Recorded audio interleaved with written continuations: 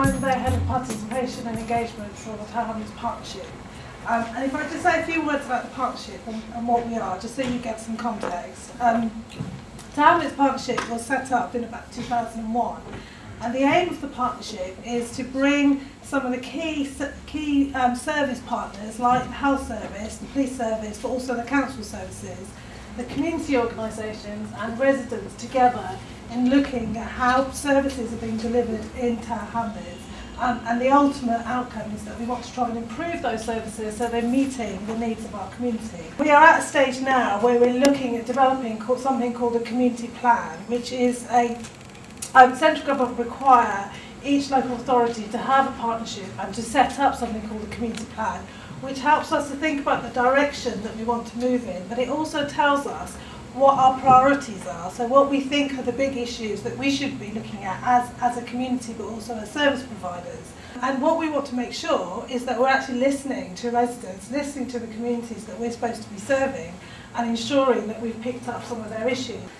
The theme I'd really like to sort of discuss with you today is one sort of central theme that cuts across all of that, which we call One Tower Hamlets, which is about uniting Tower Hamlets as a borough. We know that faith actually is one of the things that unites people. 80% of the people who live in Tower Hamlets say they belong to a faith group. So that's something positive that we need to be working on. Welcome everyone, my name's Alan Green. I'm Chair of Tower Hamlets Interfaith Forum. The role of the forum is to bring together the different voices within the different faith communities across Tower Hamlets.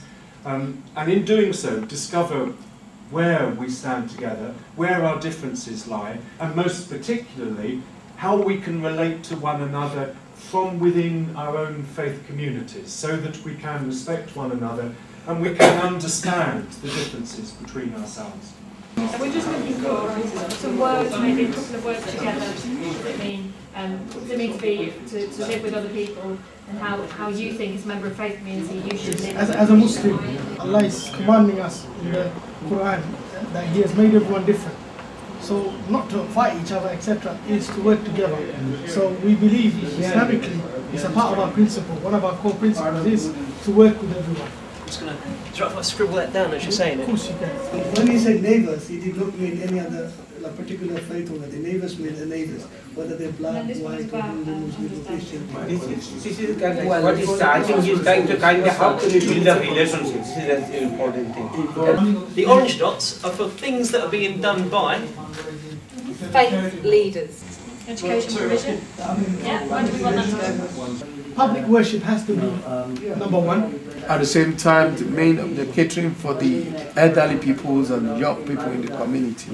You know, young, old, middle, or sick, male or female, homeless, homeless, everything. They have to work for all these people, you see. They should not particular work for one particular group. One thing I would like to see in Tower Hamlets in 2002 is that every individual is disciplined within their family, faith and religion. So that they are disciplined individually rather than having cameras, having these to discipline people. Well, I want to see these cameras off to discipline you and me. You know? In terms of Prophet Muhammad sallallahu alaihi wasallam, Christian, Jewish, Muslims are living together in Medina. Right. If we can try to create this kind of environment, and that can only come with the love and affection. Forget about this, I'm a Muslim, I'm Christian, I'm Jewish. How can we come under one canopy and love each other as a human beings? It's everybody, not strong values, everybody having their own values. Muslims, Christians, Jews, wherever it is, everyone having strong values.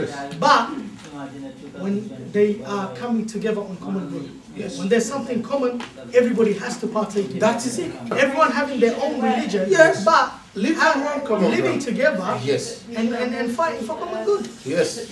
For example, if it's a drug issue, we want to see Muslims, Christians, everybody coming together and dealing with the problem. But when it comes to worship, Muslims are going to their mosque, Christians are going to their church. Just write it as well, so we make sure we capture it. When this plan is done and delivered, what do you want that Tower Hamlets to look like? It's like a community where there's no fear of each other. Yes. Live in peace and harmony. No fear. No fear.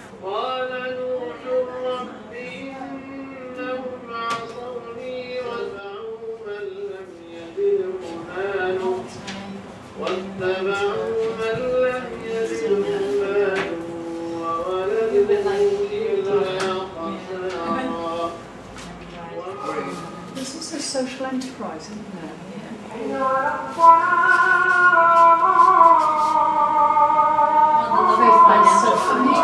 Yeah, and I think we talked about sharing resources. I think that's probably about as much as the faith communities can really do.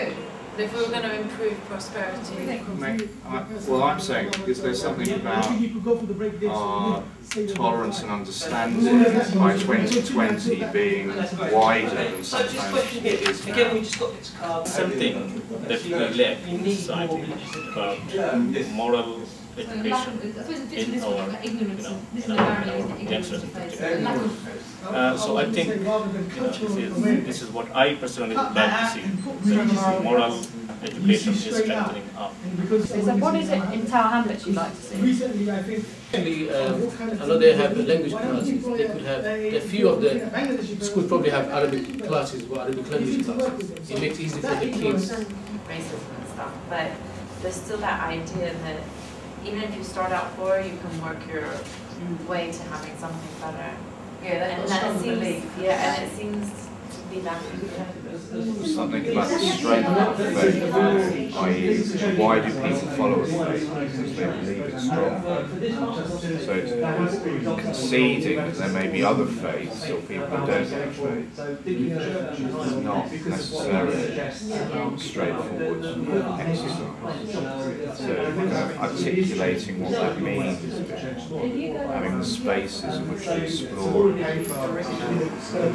Or even religious community can't say, no, you can't express yourself like that religion. So far we haven't seen any differences, but they need to work. They need to show we are mature enough to move on upstream. This in 2020 can be worse than that. Worse than now can be different. You never know. How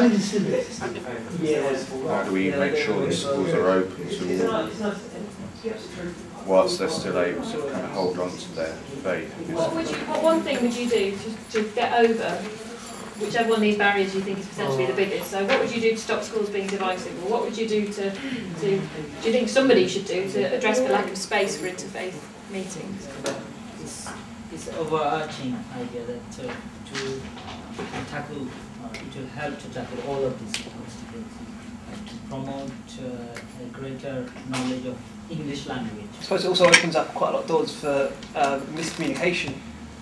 If you're trying to say one thing and the words aren't quite right, someone could misconceive what you're saying.